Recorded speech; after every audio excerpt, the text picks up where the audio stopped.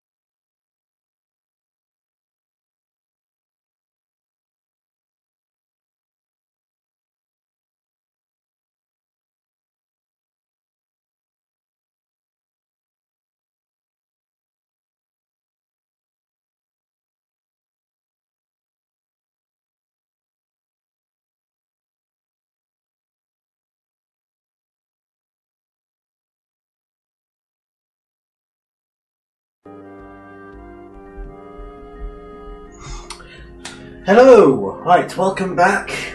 Oh, so, it's been a long day. I've had a lot of rest, so I'm feeling much better about this.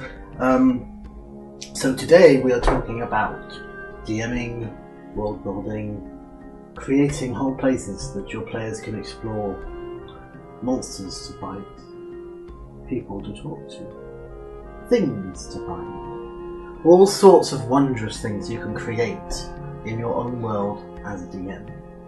Now, I have a list I'm going to go through. If at any point anyone has any questions, just post them up here. On the chat, I can see it here and I will answer any questions you have. At the moment, looks like no one's watching. So, I'll just go through my list. If there's no questions, then you're still going to see how I DM and see how I do things. I've also got Zoe, who is on the stream across the way over here. Hello! Who can suggest anything that I might miss. Just to let you know and to talk to you about. As Zoe is sort of an aspiring DM herself. Sort of, I think. Okay, so first I have world building. It's like a graphic novel.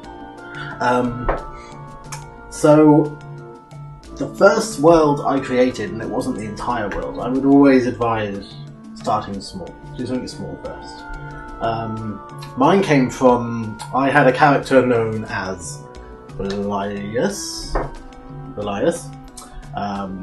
who had a dual personality going on and a dual alignment going on. Basically, he was an awful villain back in his world, and through circumstances he was overcome by good energies and then went adventuring. Throughout the adventure, as his powers grew as a warlock, he pushed back against these good forces that were taking over his mind and slowly shifted back to his old self and found a way to get back from where he was to his old world. Now, at that point, I decided to create the world that he came from.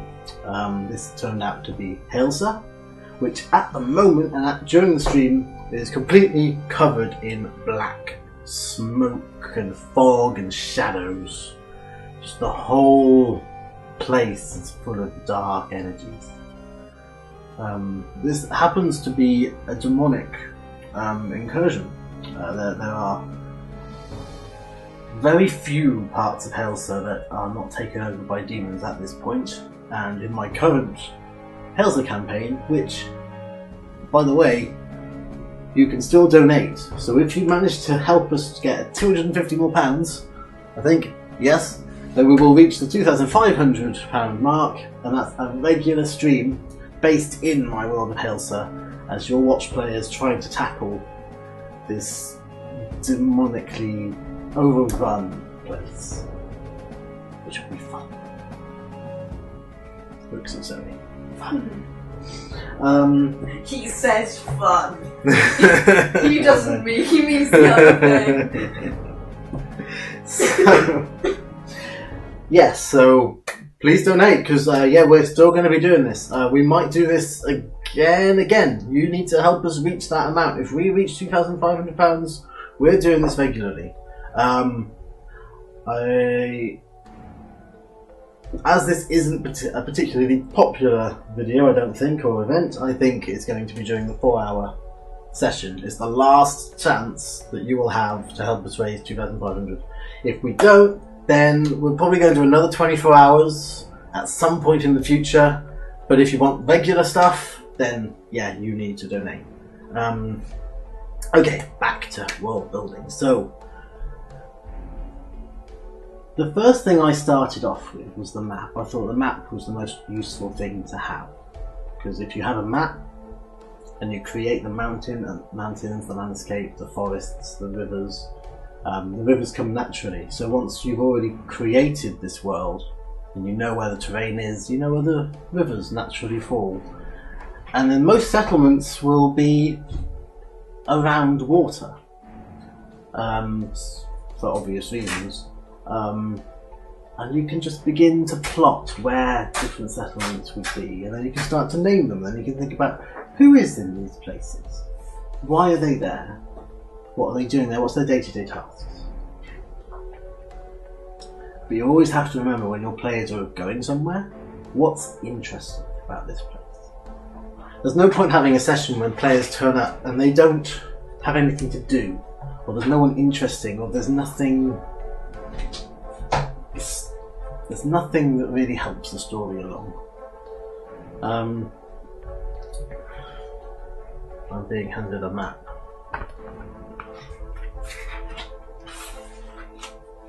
That is Helsa in detail.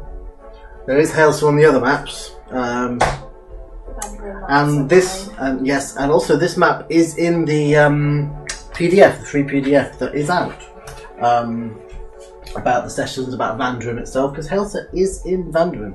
And that brings me on to the next point, because after Helsa, after I'd created all those different worlds, and after we'd explored it a little bit, so I started with some level 3s, they managed to help the demons in many respects, and hinder them in others. But after they'd explored Helsa, and that was all going on, there was another party, and that went their own way, and then for the 24 hours, I thought, let's go somewhere else. Now, where does Helsa sit in the world? So I already had thought that Helsa was a gold and treasure-rich location. Now, they need to trade with someone, so trade needs to be fairly close by. So you think about how that might work, and so the land of Vandrum, which is up behind me, which you see the bottom of here. The Vandrum map is in that part of the mountains. That's fair enough. Yeah, and so the world of Vandrum was created around Helsa once that was all explored as well. But again, it all comes from common sense. It all comes from people, understanding your world and the people in it. What are their motivations? What do they want to do? How are they going to do certain things? How do you want to do this, you might say. Like, this was a gift. It's an awesome birthday present from Zoe over here. She made this herself, which is awesome. Just so you know, this isn't bought, you can't buy this. This was custom made from my lovely fiance over there. But yes. Anyway, I'm getting distracted. So that's basically how I would suggest a world build. It's think about who lives there, what resources are there, what sort of buildings would they create, how skilled are they? Are they knowledgeable about certain things? Do they have certain things that they're particularly fond of? What are the cultures in certain places? And how does that shape the buildings and the architecture? How does that shape their everyday lives? And it's always, always important to just remember what is interesting. Why are the players here? Because it's something that, I can't remember who said it, but there's a quote from someone that basically says that a story in a film or a book or in D&D should be the most interesting parts of that character's life. So if this isn't an interesting part of your player's life, your player character's lives, then why are you doing it? Maybe if you come to the end of a campaign, you want a few years where they're just doing odd jobs here and there, then just fast track it. You can do a few rolls to see how well they do in certain things, and then move on to the next big adventure. Just don't bore your players, unless that's something they particularly want to do. Because someone's bound to want to make a farm or something, get into the nitty-gritty of stuff, but you know. You could always buy them Farming Simulator or something for that stuff. Right, I think I've covered the basics of world building. A lot of it is just common sense. A lot of it is getting into the minds of the people in your world. What are their aspirations? What do they want to do? What are the resources around them? Are they rich? Are they poor? Are they skilled? Are they not? Is a certain race completely culled? Are certain races ridiculed? Are there certain characteristics of a person? Is this and that? It all builds to this world that your players can explore, learn about, and then exploit or otherwise use. So, basically, ticking those off the list, my next point will be encounters. So, if you don't know, an encounter will be basically as soon as the DM says roll initiative, that's the start of an encounter. An encounter could also be a puzzle. It could also be a conversation with a certain NPC. There's different ways of thinking of the word encounter and what it means. Most people, though, think of the fighting, the battle mechanics behind it. Now, it's worth remembering with an encounter that what's it going to be? Are you going to do lots of encounters and they're all really easy encounters? But the idea is whittling down the heroes, getting at their fatigue, getting them to use all of their abilities before they meet something that otherwise they would defeat no problem. Or are you looking for an encounter that they cannot win? Or just seeing what the players choose to do? Maybe you're looking for that middle ground. Challenging, gets players down to half health or so, but otherwise they get through it fine. So it's always worth trying to think about the end goal of the session. How long that might take is also part of it. Obviously we haven't all got a lot of time, so trying to limit your sessions to a certain amount of time is always good. I would say that for an encounter, particularly if your players are fairly powerful, which can easily happen, there's various ways to exploit the 5th edition rules. And if that does happen, then you just boost up the damage or the health now and again, or you throw a curveball. Maybe this particular fire elemental is immune to water. It's just superheated for some reason or not. Maybe there's certain things that tweak the battle slightly. I had a puzzle within a battle, and that always works quite well, to divide the player's attention between this scary looking badass in the middle and also a puzzle around the outside to get rid of a force field or to stop the beefed up villain in the middle gaining more power. So there's lots of ways of thinking about an encounter and how that might work, and there's different ways that you can picture the players completing that encounter. It's always worth trying to think of how players are going to win. And it's not always by killing everything, although often is.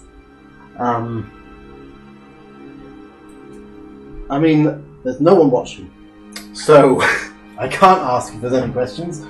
Oh, I can. Zoe! Yes. Anything about an encounter that you'd like to know more on? Planning one.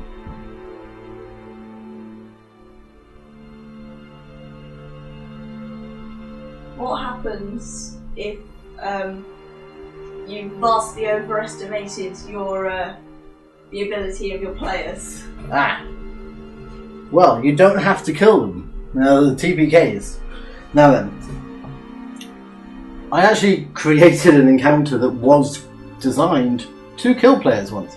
Well, not kill them, actually. They were never going to die. They were going to be knocked unconscious and then taken to a prison. And there's always ways of doing that. You think of, would they just outright kill this party? Or would they, like a party, want to know some information and keep them alive for torturing? Perhaps you could throw in some reason. If you really need them to kill whatever it is, maybe it's the last boss or something along those lines, maybe you could throw in some form of weakness halfway through. There's various ways you could think about doing that. There could be a magical artifact that you just happen to place in the room after you realise that they're really not doing so good, that if found will decrease the villain's power in some way, or maybe a weapon that's particularly effective. You could always drop little hints as well. So if you have a character that's overpowered, you could create some form of glass eye that they've not seen before. Perhaps that's the source of this person's power. There's ways of doing things. Now, I know the last suggestions are a little bit corny, that's why normally I would suggest knocking out, torturing, prison as an option. It's also worth discussing with your players before you do the campaign, before you do your first session, and see if they're okay with a TPK. Are they okay with dying? Because that needs to be a risk. If that isn't a risk in your campaign, then all that tension is gone. All that lovely tension. Because the tension, although annoying at the time for players, although really, really stressful at the time for players, when they win, that release of tension adds to all that excitement, and you get such smiles on all their faces. That's why a challenging session is always a pretty good one. But then I wouldn't say challenging every session. Have a few breaks here and there. Have a shopping session. Shopping montage for the day. Yeah. And then in terms of encounters that maybe you want to be stronger, you find that they're just wiping the floor with everything you throw at them. Again, switch it up. Maybe there's a pack of wolves, and the first pack that come through destroyed in one man, gone. Well, perhaps the next round they're approached by some people. Now they appear to be people at first, and then they transform. And now you're looking at werewolves who are not too happy that their wolf brethren were slaughtered so easily. Alternatively, those wolves, maybe they multiply after they die. Maybe if they kill one, and everyone they kill, it doubles. And then perhaps the reason for this is they're not actually wolves. It's some sort of form of arcane spell, and there's a wizard nearby. Alternatively, let the wolves die, and then maybe there's someone who was fond of those wolves that comes to get them, or hires mercenaries. That's always a good way of challenging players, is by having another group of NPC party that are equally as capable as they are. It's always a good way of challenging them. I'm thinking about tactics as well, because monsters aren't stupid. Some are, some aren't. And the ones that aren't are always fun to play, because you can play tricks, you can plan, you can plot. I think that covers encounters, pretty much. Now next I've got players. Things like advice for creating characters. Now, my thoughts with this is you should just let your imagination run wild. If it's your first time playing, I would suggest creating a character that you know. So if you love Aragorn from Lord of the Rings, make a character like Aragorn. At least you know how he reacts to a lot of things. You're eased into that improvisation because you have something strong to base it off. Another way you can do it is just put you into a character in the world, but that can always get a bit confusing, particularly if you get really involved and that character dies. there could be some psychological problems there. But yeah, my main thought, if it's your first character, play something that you feel comfortable playing. If you want to be a ranger, stand at the back with a bow and arrow, do it. Why not? You know? Even if the rest of your party are rangers, it can always add something to the game, not having that traditional tank, healer, DPS. Yes. I will also say that it should be more than just its class and race, your character. Your character should have a background. It should be a living creature. You really need to think about, where's this character from, what are their motivations, why are they on this adventure, and most importantly, particularly for DMs, they need to want to work with parties, like other party members. As long as it's good. They need to want to actually work with others, otherwise the whole thing's not going to work. It's why chaotic evil characters are pretty much always killed or kill everyone, and that's it. And that can be fun for one-off sessions, having a party of chaotic evil characters who are all trying to backstab each other. But for a long campaign, particularly if you're planning on a Critical Role style year on year campaign that just continues, they need to want to work together for some reason or another. It doesn't always have to be evil characters, though. I mean, Twitch, one of your other characters. That's true. So, they need to be fairly sane. I did make the mistake of creating quite a charismatic, but otherwise hard to live with character, who wouldn't follow social conventions, didn't understand them. But also wouldn't follow the party anywhere, because that's not what the character would do. That straight away means it's impossible for a DM to tie the story together, because one of the players in the party is staying put or running after a scroll, or, I don't know, running after magical artifacts, because that's what Twitch wanted to do. They wanted to collect magical artifacts,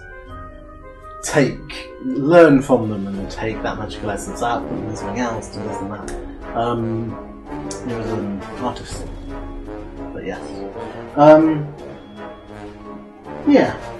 They need to want to work together, and they should have a good background. I think that's fair enough. Now, as a DM, go back to DMs. Different players have different playstyles, and you need to find players that all have playstyles that will work together. So, if you have one player that really just wants to make the most powerful character they can, and believe me, in 5th edition, you can really break the game with some of the combinations you can make. If they want to do that, and they're doing something like, I don't know how much damage, but like 4 times as much damage as the rest of the party in a turn, and that's all they care about is just killing things, it's not going to work if the rest of the party want a story-based campaign. Now, that's fine. The people who want that challenge, who want to have this high damage and high tactical way of playing D&D. However, you need to find a group that all want that together, or it's not going to work. There's also different ways of playing. Some people want to dress up, really get into their characters. Again, you don't want to force someone to dress up when they don't want to, because that's going to alienate them, make them feel really nervous. If you just ease them into it, they might want to do it eventually. If not, don't force them. That's something that can work, having everyone dressed up, one person not.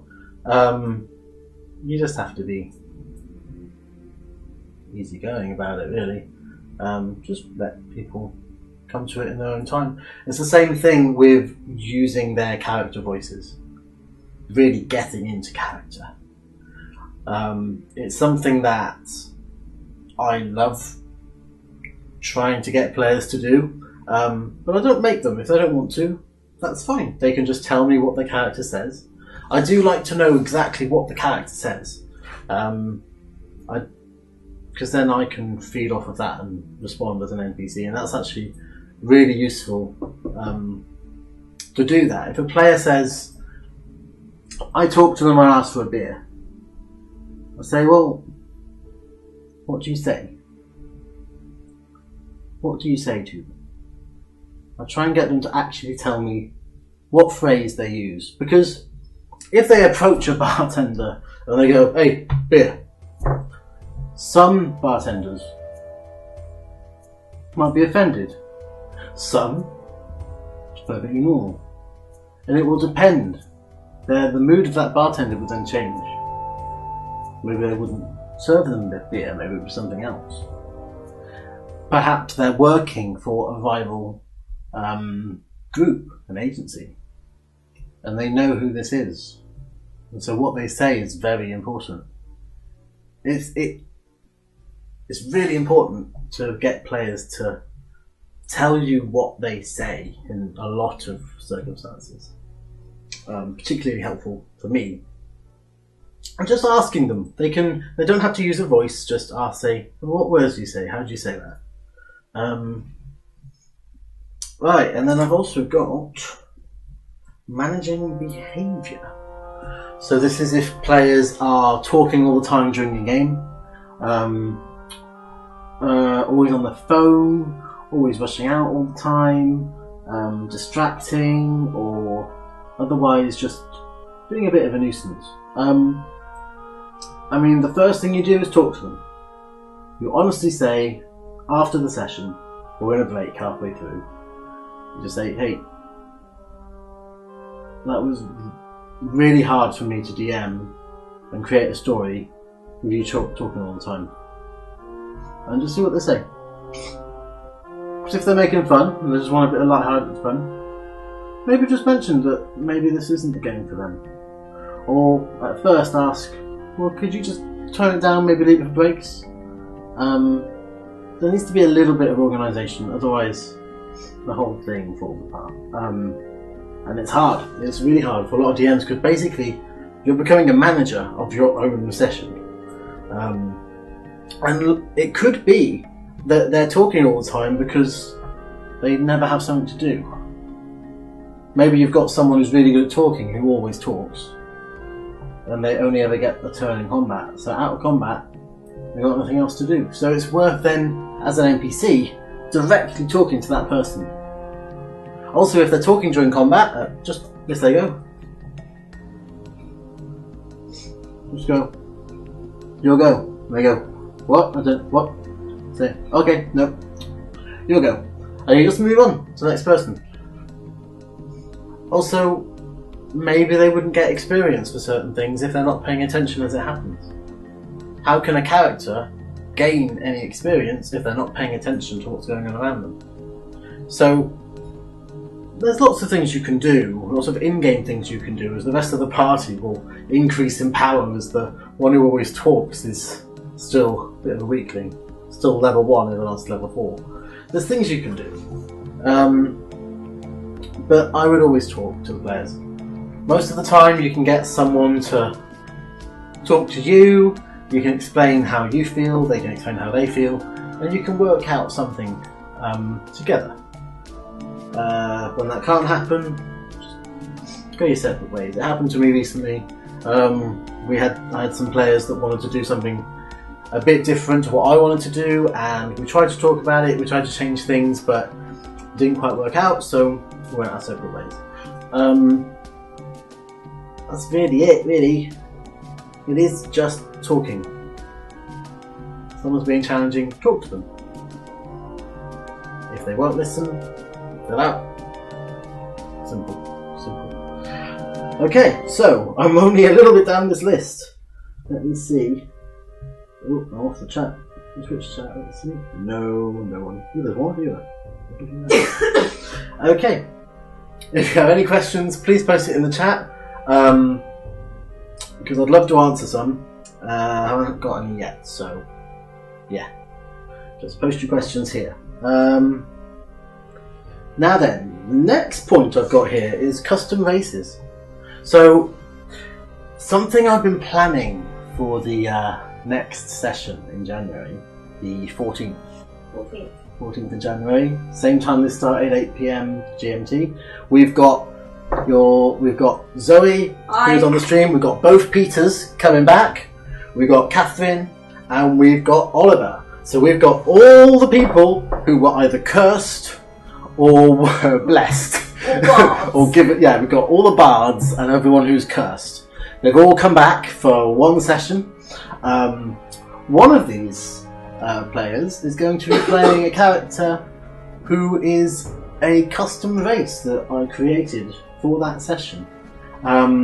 It's not a race that doesn't exist in D&D. It already exists in the Monster Manual, but we've turned it into a player character. That's why at this point I was going to talk about creating custom races. So first off, they need to be a race that will work with others. For some reason or another. You can do, so I had once a skeletal one-off session that I could run at any point actually, which was a party that had died and were brought back by a necromancer who didn't quite get the ritual right, and their souls were still attached to their skeletal forms. So these were now skeletons who still had the minds of the adventurers that once resided within the bodies, and that was all a bit of fun. We had an arm, like a disembodied arm, crawling along because the rest of his body had been separated. But the spirit remains. So yeah, we've got a few things like that. But I suppose that's not a custom race. That's a custom. Well, it is. Custom race. It is. However, the personality would still be either human, half elf, that sort of thing. So in this way, I created a custom race, basically by asking the player what they wanted to be. And once they'd said that, I've worked out a place where they'd come from. I used the Monster Manual for a lot of inspiration for this, and it's really good just to read the descriptions. You could go online, there's loads of things you could find. Just for a bit of inspiration, you can watch loads of films, watch loads of books. It's one of the best things to do as a DM and as a storyteller, as a writer, is to absorb information. Because if you get information in, you can then put information out. If you're not getting anything in, then it's hard to actually bring anything out. You need something to take ideas to pluck out of different places. And there's no shame in that. You don't have to create brand new things. You can just go with things that you know work, and it'll still be fun because it'll be different in its own way. For this race, how many hints do I give away at this point? Do I say anything? Maybe say. Okay, they're not from the. They're not. This isn't a race from the material plane. They are from a different plane, and that has a lovely new broad view and all sorts of things. It's like the possibilities just expand, and you can just go anywhere with it. It's been pretty fun doing it. So the best way to do a new race is think about, well, first, how do they live? So, do they breathe air? Do they breathe in water? Do they not need to breathe at all? Are they some form of cosmic essence? What is their physical embodiment and how does their body work? That can help quite a lot. What are they skilled at and why? So what are they doing? Are they generally in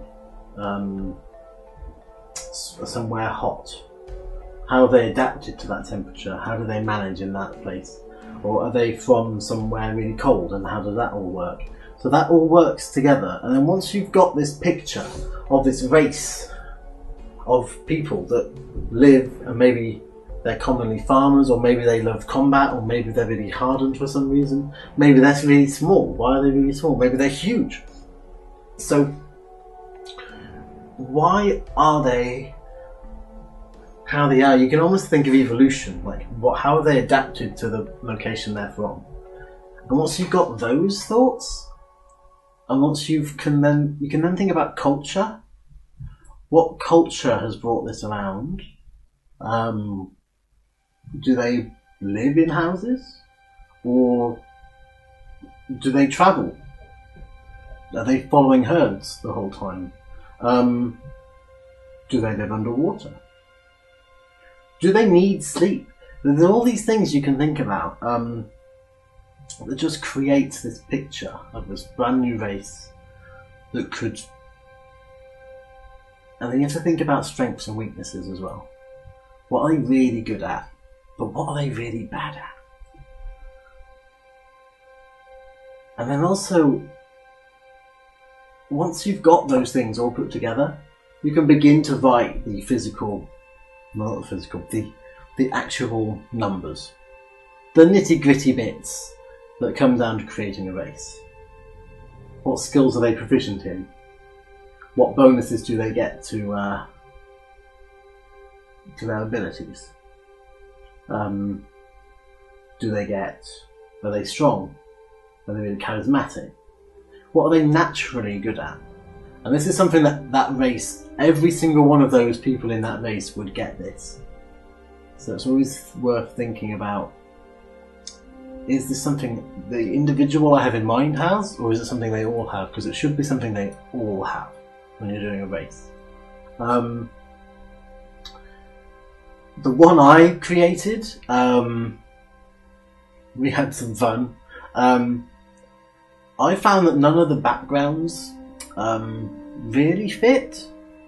There was one that did fit, and actually I did think about it, and the player who's playing it managed to think of it.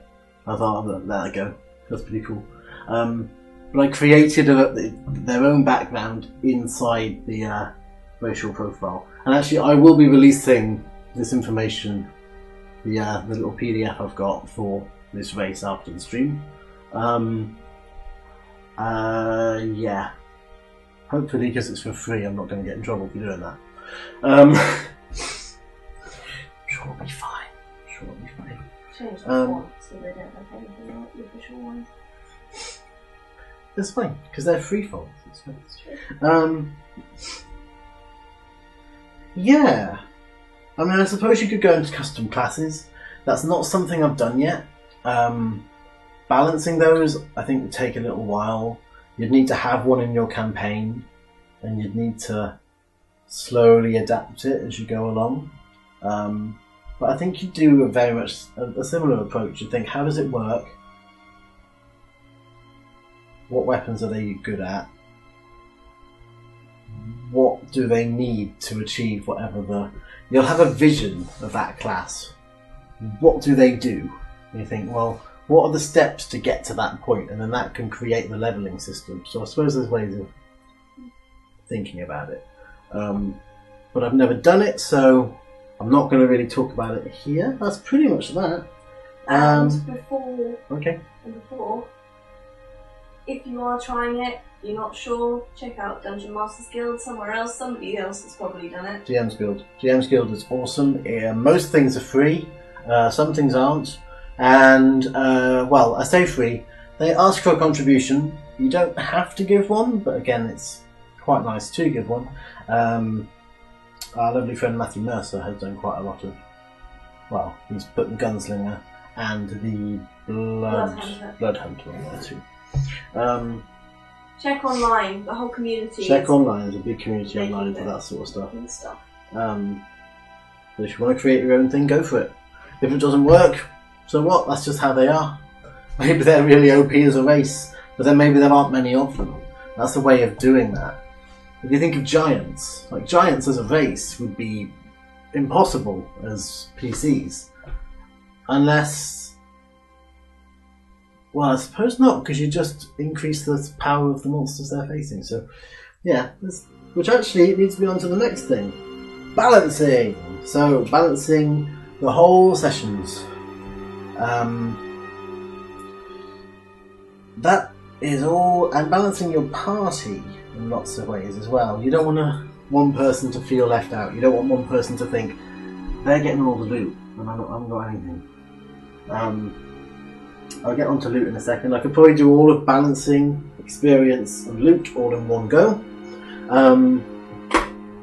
They're sort of all linked together. I talked about balancing a bit in encounters. Using the challenge rating system works if you haven't given your players anything powerful. So... Why are you showing me something?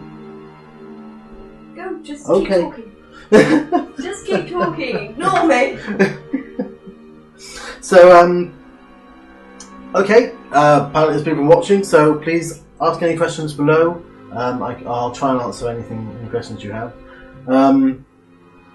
So balancing experience and loot.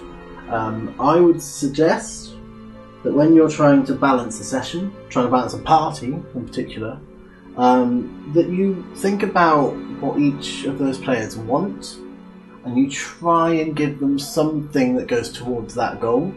When I was doing my Helsa campaign, I asked all the players to tell me to write a write-up of their character, their background. Having a background of their story and what their history was, meant that they created little characters here and there, or artifacts they were looking for, or something that I could use. So, for instance, I think in one of them we had... I suppose this isn't quite balancing. I think I'm going back to story-based stuff. Getting a storyline going. But, yeah, we had an artifact that you were looking for. That came up in conversation. And was a way of trying to get them to move on through the story. And I've just realised I've gone off track. So let me pull it back. So, experience. The way I've done experience in the past, that's worked well for me, is I haven't given out experience. I've just leveled the players at certain points in the story where it makes sense.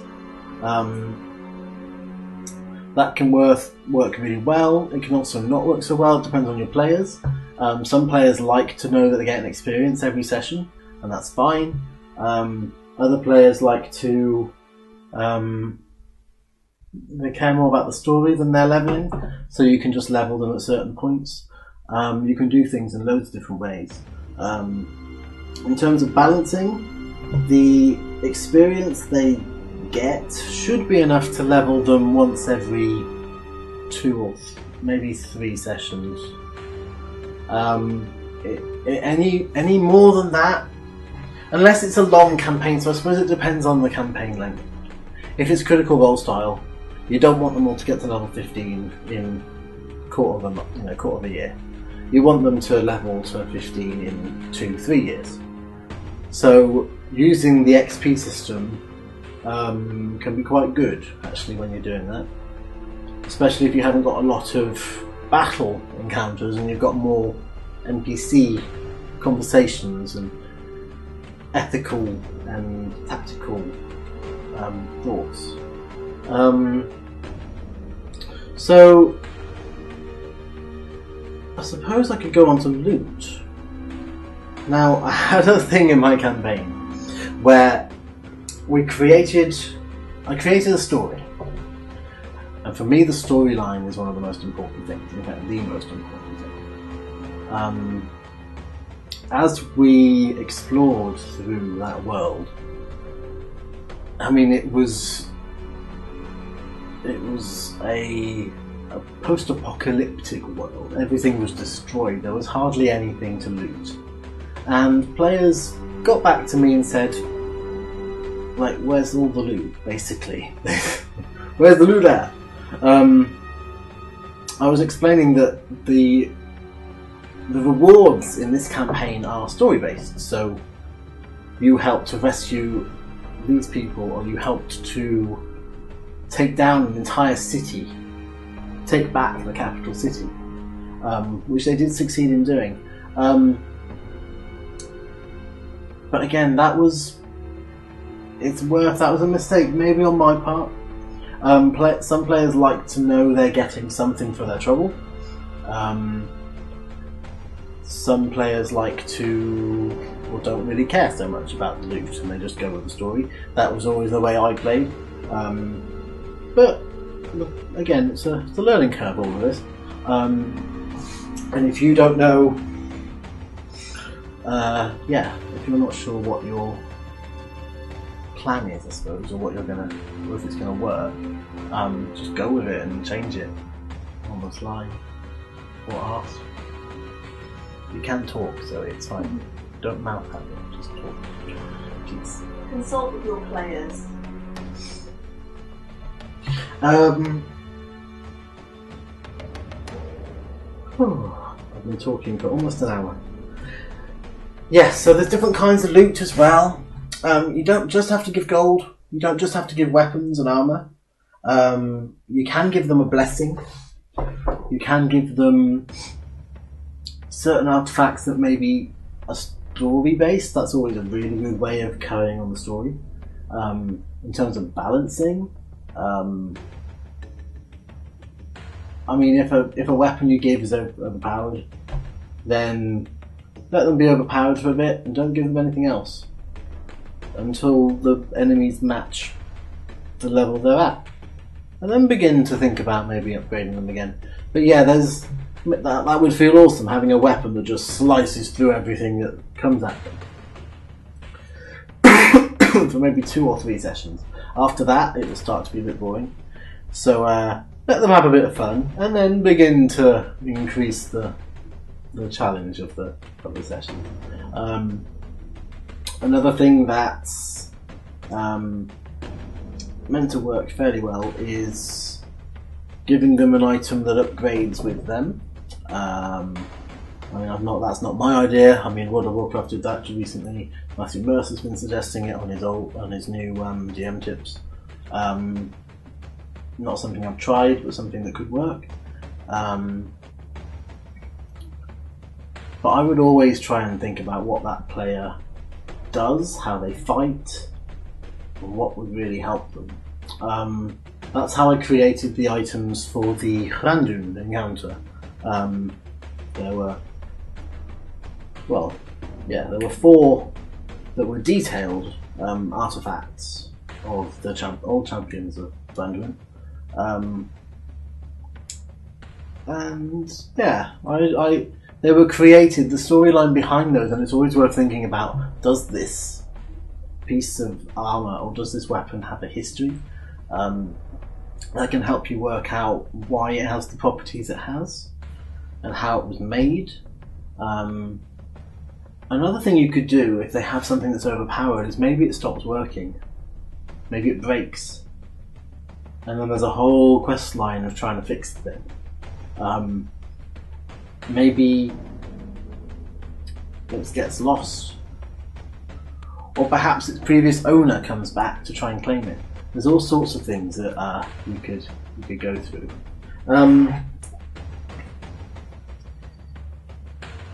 I don't know, is there anything else though? Can you think of anything else in terms of balancing? I'm going to you because I haven't got any questions yet, so you're my only guide in all of this.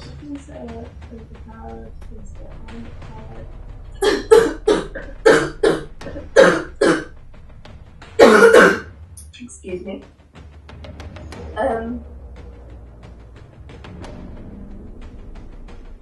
Not really balancing, but how would you personally approach a campaign with a skewed race or class balance?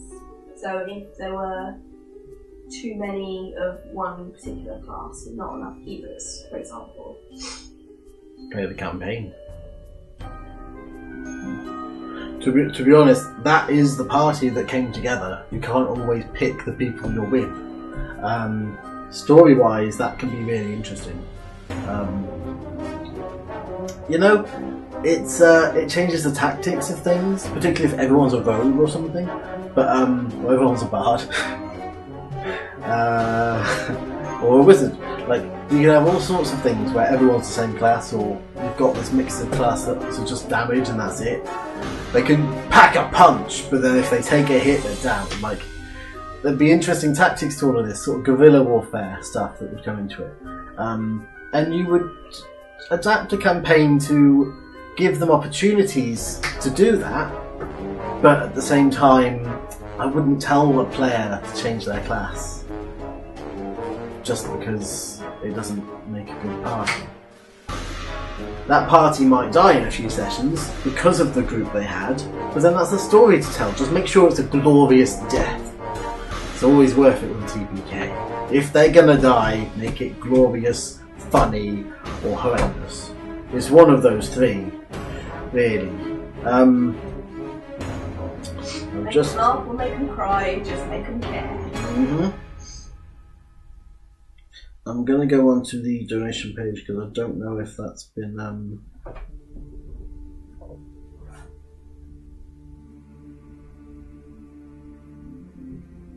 Yeah, I don't know if anyone's given anything. I don't think so. I'm not sure. Nope. So again, all of this is to help a young boy called Thomas with cerebral palsy. We are, I mean, it already means the world to him. We already raised a ridiculous amount of money, but I mean, the fight's not over. You know, we need to keep going, and he will need support, even if he gets enough of the surgery now. He will need continued support for the next few years because there's a lot of aftercare, there's a lot of physio that needs to carry on. Now, something that hasn't been mentioned before, and I think should, is that Thomas is going to be given the choice. He's going to be made aware of the operation, and he's going to choose whether he has it or not. Now, regardless, the money will help him because it will give him the physio and all of the care that he needs in another way. But I think it's important that you guys know that he's not being forced into this. It will be his choice. I think that's quite important to mention. You know? Yeah, and he's aware at the moment. There's a thank you video that he sent out, and that I will be showing that to you guys in the near future because it's adorable. You just have to tune in on the 14th of January. You will. You'll have to tune in on the 14th of January for a brand new Thomas video. If that's not a reason to tune in, I don't know what is. And the most crazy session that I've ever DM'd. Yeah. Seriously, I'm party to just the smallest details of this. It's going to be ridiculous. So tune in. Don't expect a serious session on the 14th of January. It's going to be crazy. On both parts, on the party and the villains. Yeah, it's going to be a bit crazy.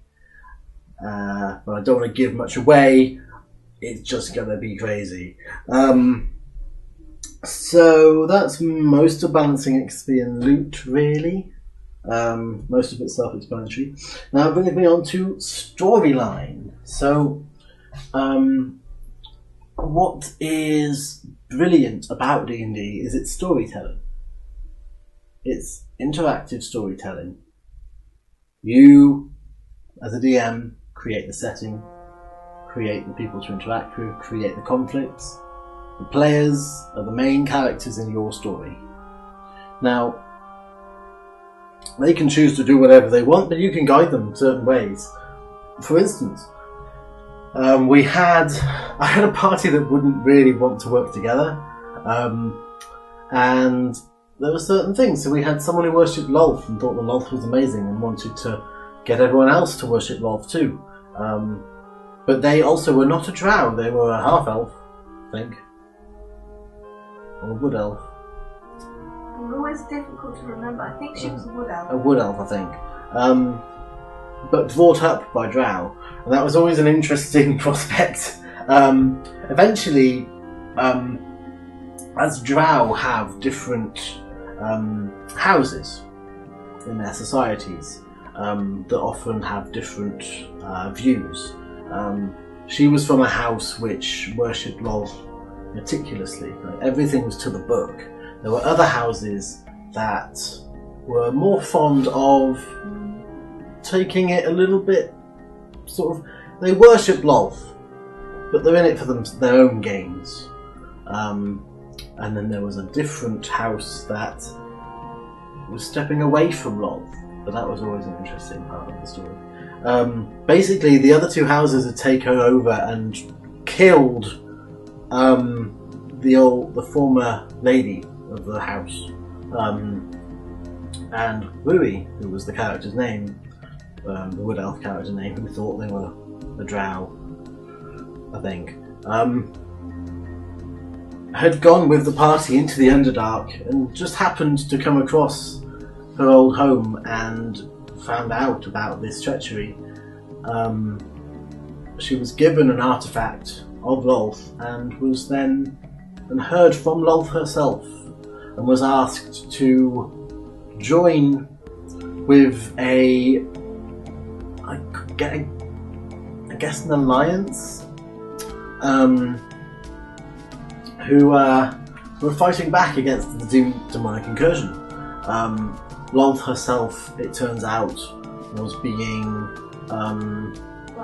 blackmailed by another demon lord, and she wanted out, so she sent her new champion of Lolth to aid in the destruction of the demons so that they can take over themselves. Again, in terms of storyline, you need to think of ways that help, reasons for the players to go along with your storyline. I couldn't expect a worshipper of Lolth to fight other demons without reason. Because surely they would side with the demons, you know? We also had there was a monk who was looking for knowledge, and then he heard of rumours of ones in mountains, like monks basically in the mountains, elders who are rumoured to sort of stand on cliff edges, like cliff tops in 100, 200 mile an hour winds and just stand and meditate. Like in the most extreme conditions, they could still maintain their composure and concentration. Still meditate even in those environments. Again, it's like little plot hooks, it's what it is. But it's plot hooks for each individual player. Why are they on this journey? Well, they would encounter those things along the way, so that's why they're going to stick with the party. So, those are some things you can think about. Doing sort of individual little storylines that all tie into the main one. In terms of the main storyline, I quite like apocalyptic ones. If the players don't succeed, everyone dies, you know. But it doesn't have to be. You can have a storyline of things are going missing and no one knows why, and there's maybe a new thieves guild that's been set up. Basically, your storyline should be interesting. It should have some sort of hook to get players drawn into it. Creating prologues is quite a good way of doing that. Having a write-up they can read so that they can really get into the story. I mean, you can also have things... I mean, a villain's always a good thing. But the villain needs to be someone that they don't like, basically. Or like, but don't like liking. But they need to be someone that they want to stop, I suppose, you know? If the villain's boring, the whole campaign becomes... If it's all going to be based around your villain, then the villain needs to be charismatic and interesting for some reason or another. Basically. Doesn't matter if they're a Voldemort or an Umbridge. Yeah. So they can be a disembodied entity. You know. It could be like the Shadow. or some sort of term, and no one's ever actually met it. But there's little minions and little champions of that said entity, and slowly the players build up in power, and eventually they get to this penultimate event where they face it, and maybe it's a bit like a Wizard of Oz moment and it's just a man behind a mask. Or maybe it is a huge entity and it's up to you what you do with all of that, but you need to think about the route the players go through. And a bit of progression never hurts anyone. And a few plot twists always help. I had a character in my campaign that started off being a champion of the guard, and for one reason or another turned evil and actually attacks the party at one point. Manages to make an escape, and actually turns up in the same world but a different campaign later. It's always fun having one world and lots of campaigns because you can reuse characters. That's another thing, actually. I'm coming to that next. So I suppose that's most of storyline. I don't know what you want to say. Anything at all about storyline? I think I want to hear more about these NPCs. Okay. NPCs. So they're a big part of your world and one of the main parts of your world and one of the main parts of your story. I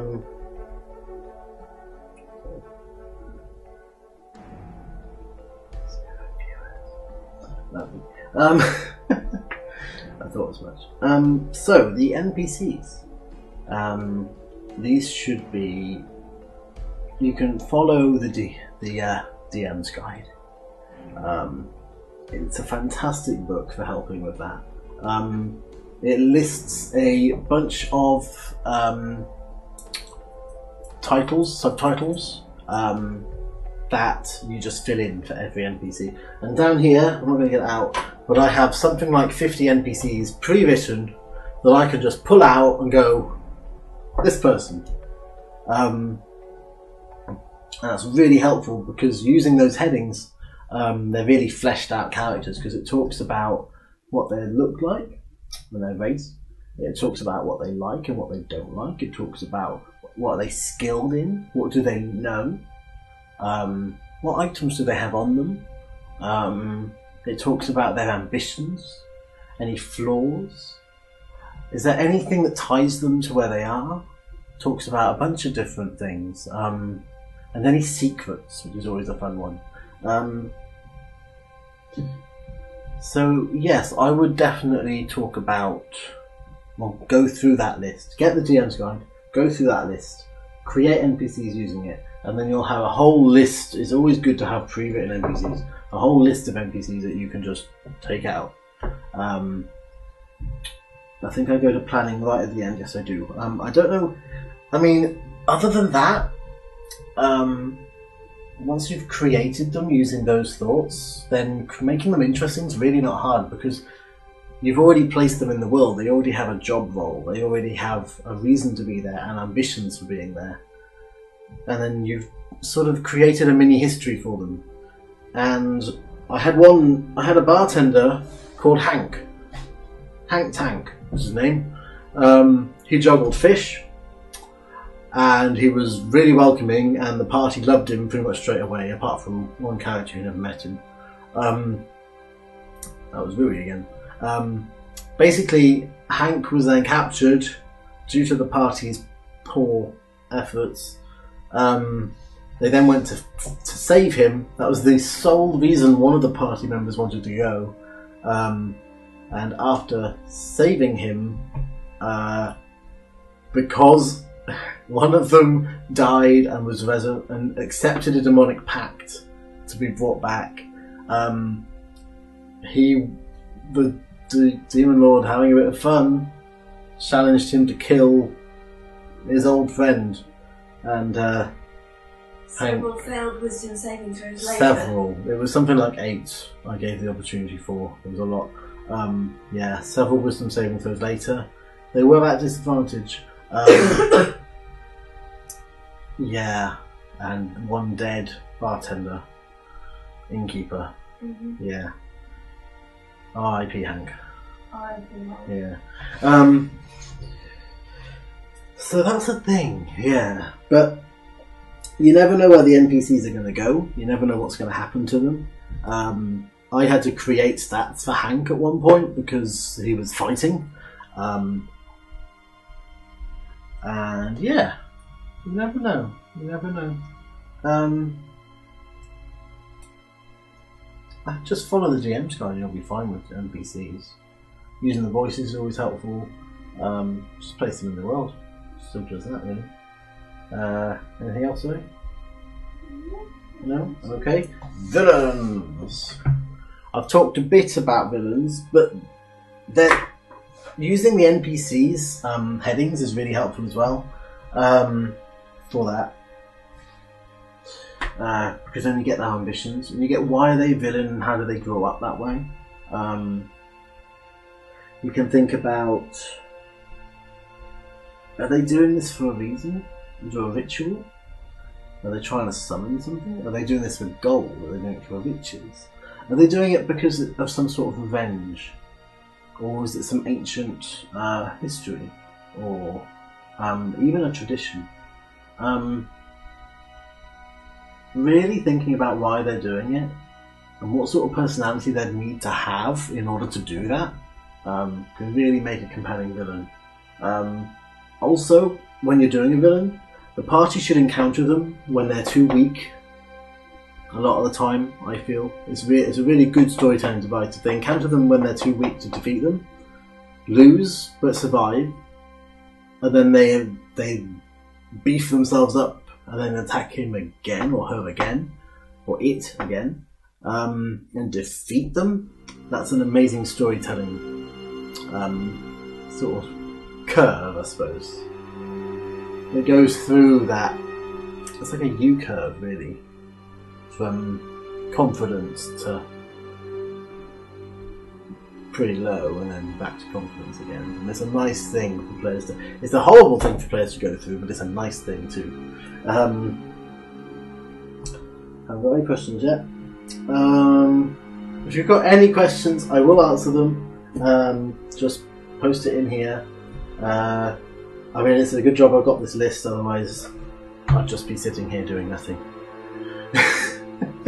So, keeping it engaging. So, I use music. I think music's a fantastic way of keeping it engaging, but keeping things in your mind. I prefer to keep things in my head, in the heads of the players. Imagination, I think, is more powerful than any model, any thing you could put in front of them, and more powerful than dressing up, in my view, and more powerful than giving them physical things. That's just the way I do things. I've known DMs to hand out, if you get a ring, they hand you a ring. I find that takes me out of my imagination, and I find it really hard to get back into my imagination when I'm holding a physical thing. It depends on your players. I've known people to use incense and change the incense as different environments come up. Change the lighting. I think lighting is really good as well. I think changing the lighting in your room, using these sorts of LEDs, I mean this one's gone out, but not that you can really tell, but yeah, using the LEDs and turning the lights down low, that can really help. It's not so good on a stream because you can't see it, but it's quite good when you're in person. Yeah. Other ways of keeping it engaging. Well, if you stay in character, the players can stay in character. That's a really good way of staying engaging. So if you were talking to someone, hey, what do you want? And they start talking like, oh, by the way, I went here on the weekend. You go, do you want something or not? You stay in character and you try and get them to respond to you. I mean, if they don't, then maybe they don't get served. I've done bartenders a lot there, but you could have conversations during battle or before battle. They could be captured, could be during a torture situation. You staying in character helps them stay in character, and if you really care about your world and follow your own rules, then they will respect you for it and they will do it back. Yeah, if you just start talking about other stuff, then they'll feel like it's okay for them to do it. It's a leadership management thing. I know I keep looking over there because it's the only person in the room. But it's treat others how you want to be treated, or play D&D as you want others to play D&D, basically. I mean, other than that, keeping it engaging goes with storylines, goes with having challenging encounters, goes with everyone having fun. I haven't talked about that yet, but it doesn't matter. If what you've written has all gone to, and it's all down the drain, and you've got off somewhere weird. It happened on the 24-hour stream. We went to that brothel, and it all went everywhere. Literally went everywhere. Yeah, I mean, stuff was broken. People were broken. People were sensing through their nipples. Stuff was happening, man. But everyone was having fun. So at the end of the day, even though it wasn't following a story, and you'd never find that anywhere else, that's almost the charm of that. Almost the charm of that moment. Yeah, I'll say that much. So that does follow on to rules. So I want to talk about following rules. I'm very loosey-goosey with all of the rules. I follow them to an extent, but if it means I'm going to be spending 15 minutes looking through the book, I just make a judgment call and that's it. It's quite important to be consistent, so it's not always easy to do. I mean, making notes, I haven't mentioned that, but making notes, always make notes. Make as many notes as you can. All the time. Notes, especially if it's a continuous campaign. For 24 hours, I mean, I wasn't going to continue that, so I didn't write notes during that. But I did have to keep track of health and that sort of thing. But these are notes like if you create a random NPC, write down their name. Because they might come back later and ask for them, and you'll go, it was Tim, right? And they go, no, I think it was Jim. And straight away you're out of the out of that world. You're disengaging. In terms of rules, just be consistent. You can create your own rules all you want. It's in the player's handbook that a DM controls their world, and what they say, what rules they have, is what goes. You can change pretty much everything and it's fine, but be consistent. That's basically what I'd say. If you're really changing a lot of the rules, then maybe write them all down so you have a cheat sheet for players to quickly look at.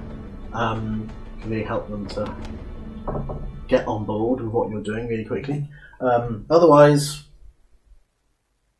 sorry, just making sure I haven't dropped out of frames. But no, we're good. Otherwise, whatever you say goes as a DM.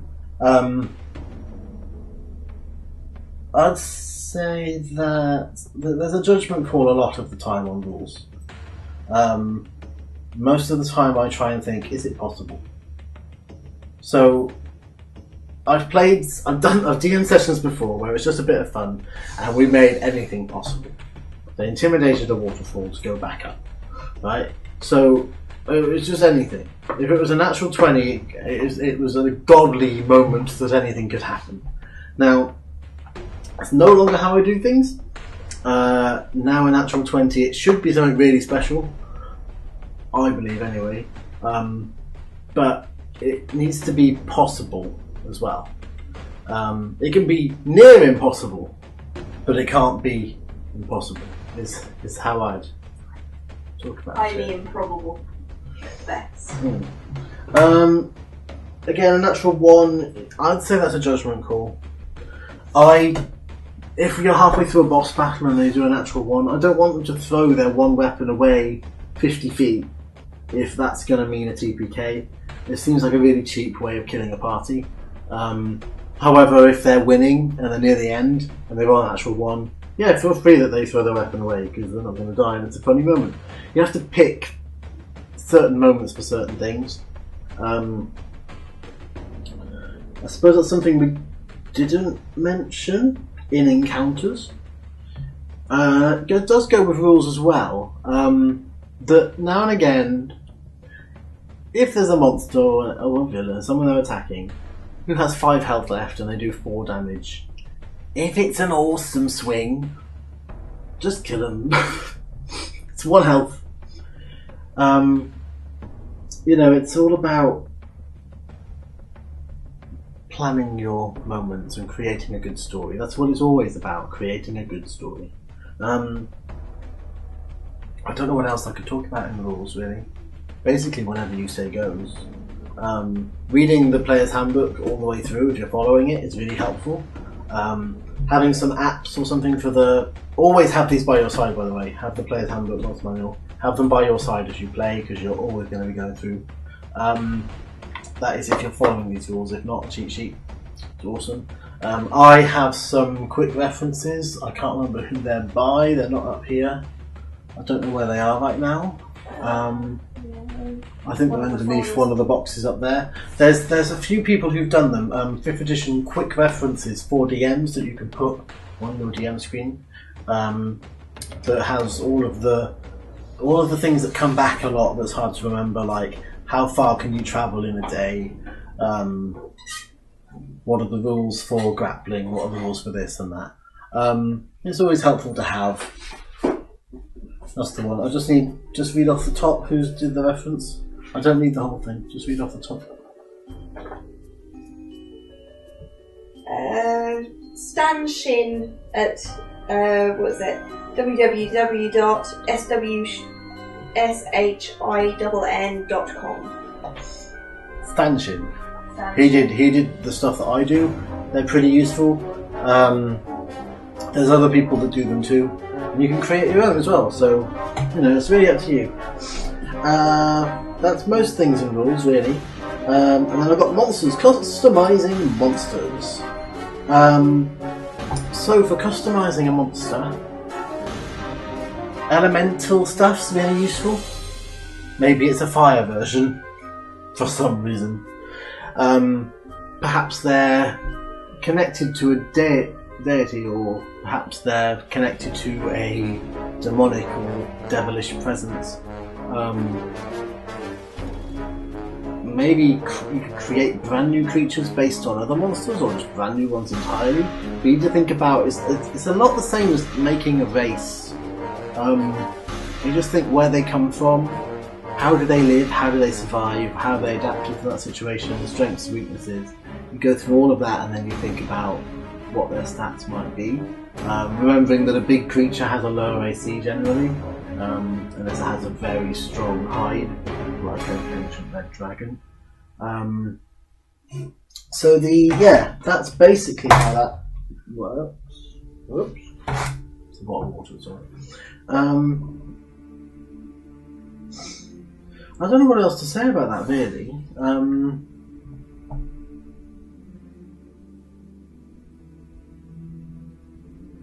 If you have a phone, then I'd suggest checking out your app store for a fan-made app for your spells. Because, looking them up in the book is always a bit of a pain. Either that or just write down what they are, what level they are, what they do. There's also cards that you can buy if you're consistently one race or class that has particular spells. But otherwise there are some very good free apps which you can collate your spells and make it easier. Yeah. Basically, there's a lot of things to help you out there now. Apps are pretty good. I try not to use them. I'm a pen and paper sort of person. I like to have physical stuff. I write notes on normal papers. Got a folder where I keep all of them. I just like to have the physical things. But I do use technology in terms of music. I've used it in terms of cameras for the board. Particularly if you're Skyping, it's really useful. So I could talk about what I'm using right now. So we've got some C920 cameras, Logitech. They're pretty much the highest rated webcams out there. and they're a decent price too. They're the best of the cheap option in terms of 1080p HD video. That's what you're currently seeing me through, is one of them. So yeah, so they're really good actually. If you wanted to use one of them to film your board. Now, something I had to do is I had to get a program known as ManyCam, so you could stream the webcam footage and footage of yourself through Skype, while you also show that same footage on a TV screen. Normally, webcams can only stream to one source, so ManyCam helped me to stream to multiple sources so that I could show people in the room and show people over Skype at the same time. That's not a problem if you're only doing Skype. That's only a problem if there's people in the room and people on Skype at the same time. In terms of this stream right now, I'm using OBS, which is cool. What's the full name? Good question. It's OBS Studio is what I'm using. So it's actually Broadcast? Open Broadcast, possibly, yeah, broadcasting software. But I'm using the Studio version, which is still sort of in development. But if you're looking to stream, it seems to work fairly well. I think there's some problems with doing the video that I've got on Thomas's video. I think the sound goes a bit funny. I'm going to try and fix that for the January stream. But yeah, that's sort of what we'd have here. I mean, we have a Behringer C1 microphone. They're fairly cheap, they're fairly good condenser microphones for audio. You can get a USB one as well. That's basically what we've got. I mean, it's a fairly cheap setup. I mean, working in childcare isn't the richest thing in the world. So that's basically our setup and what we use here. And what I've used to do Skype calls to other people. But I would definitely recommend the C920 Logitech webcams. They're pretty awesome. I've got 2 of them now. I'm tempted to get a 3rd. Yeah. The other thing I've got on here is session planning. I guess again, like, go back to monster customization. Don't be afraid to blend monsters together. That can work. I mean, there's already blended monsters in the monster manual, but that can always work. You can always think about if they're particularly fast, remember to do lots of multi-attacks. If they're particularly slow, maybe beef up the damage they do. Think about tactics and how they work. Maybe they work a different way. Maybe they make this party go slowly insane. They don't actually deal damage. Maybe they reduce their intelligence, or reduce their charisma, or maybe they get dumbed down to a zombie-like state and their charisma becomes 0. There's a bunch of things you could do, and monsters could do all sorts of different things. So think about all the options you've got, particularly when you're creating monsters. The more interesting they are, the more interested your party will be, and the more engaging it will be. And then the last point I've got on here, if you no question, is session planning. I try not to plan too much. It's the one thing I did first, was plan a little bit too much. Actually, I didn't plan that. I didn't plan too much. Not in the Helsa campaign. I have, though, in the past, planned everything meticulously, much like a video game, where there's like, you have this choice or that choice.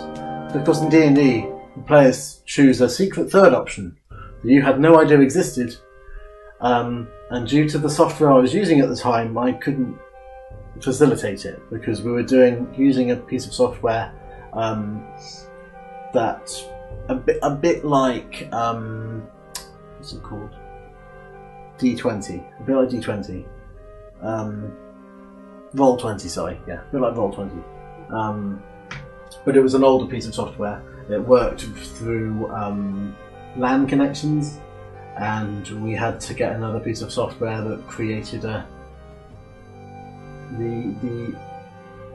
it made it look like a local area connection when it was actually an internet connection to other people to get the software to work properly. Regardless, in that I had set maps for certain things and they wanted to do none of them. So that's why having characters and worlds is much more interesting, and ambitions and thread of a story, and a lot of improvisation. It's something I've not mentioned, and I will write this down actually. That needs to be the last point that I go through. So in terms of planning a session, have a vague idea where you want them to get to. Think about how you might lead them there. Think about what the players might do and try and plan what you can. But just remember to let them do what they want to do and give them consequences for their actions. Consequences always help. If they want to stand around for ages and then they head off finally on your adventure, maybe the town they were trying to save is overrun. Maybe the treasure they were trying to get has gone to somewhere else. Maybe they just took too long and they failed as heroes, and that's a reason for them to go into your adventure this time. Because if they go back, then there's the ridicule of the townsfolk. Or maybe they'd even be arrested, because maybe they've been accused of destroying this town. So all sorts of things you could go through, but don't plan too much. Plan interesting characters, plan interesting story hooks, plan individual encounters, and then what I do is I tend to throw those encounters into new places if they've gone a different way. Maybe change the monsters but have a similar mechanic involved. Means that all your planning's not gone to waste, but you've still followed what the players wanted to do. And then improvisation, which is my last thing on the list. Improvisation is, I improvised a lot of the 24-hour stream. You might find, if you read through the write-up I've got, that is particularly the third session, where they went into the Ysteth Goldforge's crypt. A lot of that, it started off following, and then it very, very slowly became very improvised as I could see the clock ticking and the players not advancing. So yes, and also them not taking enough damage was another thought in my head. But yeah, so the completely improvised moments, the smoke inside the room that held them in place, that was completely improvised. That was not written in the write-up at all. The challenge from the disembodied voice to prove themselves before he would let them through, that also was not in the original thing. Well, actually, it sort of was. So the original intent was they had to kill a certain number of powerful ancients, but it wasn't necessarily orchestrated. The orchestration was all improvised. And then also not having a combat at the end was also improvised, because that was meant to be a final boss battle, but we had half an hour. So, bit of improvisation there too.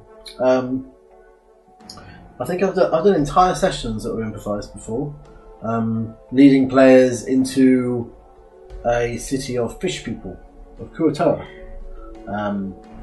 and our now in-joke of Seaman, which confuses most Everybody is brilliant. Yeah. You probably know Kuatoa. They worship they worship the Sea Mother, and if you've gone through the Out of the Abyss campaign, those Kuatoa also worship someone known as the Deep Father. Yeah. And there's a bit of a conflict between the two. And it's something you can do, is you can read through those campaign books find interesting encounters and moments and put them into your campaign. And that's what I did actually in the Kurotoa campaign I had. Is there was an altar made of fish that dripped down, and all of that I took directly. There was also a session I hadn't had got time to plan for, and I found in the Out of the Abyss book a good way of just following what they'd already written and put it into my campaign as a simple session just to get them to a part I had written. And I suppose that is a way of improvising, I suppose. It's taking other people's ideas and throwing them into yours. Is a form of improvisation, I would argue.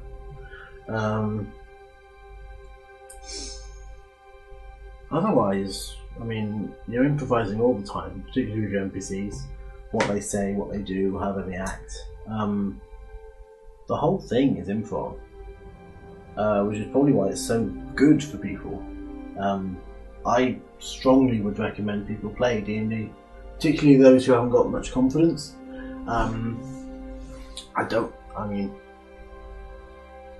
I know some players who were not confident at all, didn't know if they really wanted to do it, but after they started, they just couldn't stop. Because it's that escapism. You're not playing you, you're playing someone else. And then you're socialising, so that people who otherwise would not socialise are now socialising, because it's such a sociable activity, it's such a sociable thing to do. Yeah. I love Dungeons and Dragons. To quote Matthew Mercer, God amongst DMs. Actually, Chris Perkins, God amongst DMs, but all of them. All of them, yeah. There's so many great DMs out there online. I'm not. You know, I'm just a dude who's working in childcare, who's trying to help a young boy called Thomas. That's all I am. You know, I don't pretend to be an amazing DM. There are better DMs than me. It's easy to do. I've only been doing this for 1 year, basically. And already I've learned so much, and I'm still got more to improve. But what I have learned, I've talked to you about today. I've sort of run out of things to say, so unless there are any questions, and there's nothing in the chat, I don't think there's anyone watching.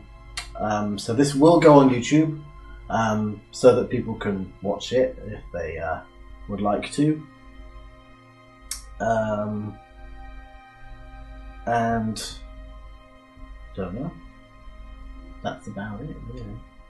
So you talked for a good hour and a half. 40 minutes. Well, I'm hoping people got their money's worth. This was obviously the £1,500 goal. It was a £1,000 goal.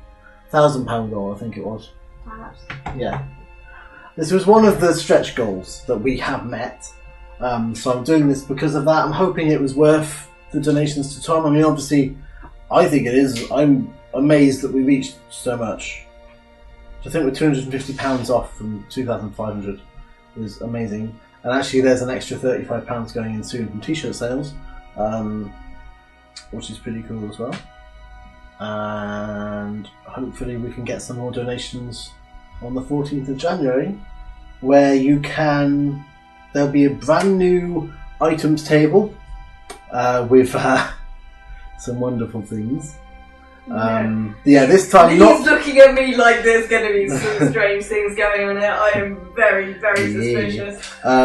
Not any random items this time. They're going to be either story-based or particularly powerful items for one reason or another. There will be some brand new curses and some brand new blessings, and I think everything will be half the price of last time. I think we'll have inspiration for £5, and we'll go up from there. Unfortunately, we won't have anything from when we're gaming this time, but they've been amazing for helping us do what we could. And yeah, I mean, we have some Run the Game stuff, and it's amazing stuff. And I think we've done the posters, so you'll have to stick around until the next 24-hour stream to see what we're offering next time. But for now, thank you very much if you're watching, and I'll see you on the 14th of January. Alright, see you then.